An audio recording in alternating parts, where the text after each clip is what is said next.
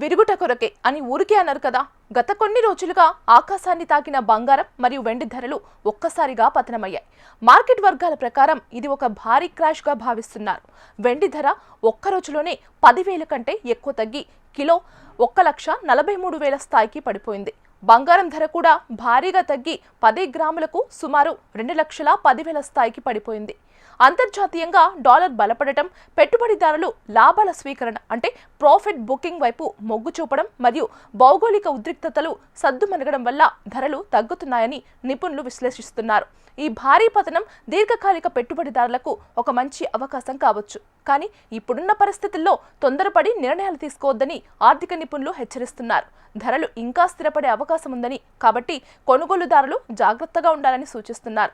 Record గరిష్టాల తర్వాత profit booking కారణంగా ఈ తగ్గుదల చోటు చేసుకుంది. 1980-2011 తరహాలో వెండిలో భారీ పతనాలు ఆపై 60% నుండి 75% వరకు పడిపోయి ప్రమాదం ఉందని కొన్ని అంచనాలు ఉన్నాయి. పండుగ సీజన్ లేదా అవసరం ఉంటే కొనుగోలు చేయవచ్చు, కానీ అధిక ధరల వద్ద పెట్టుబడి పెట్టడం నష్టదాయకం కావచ్చు.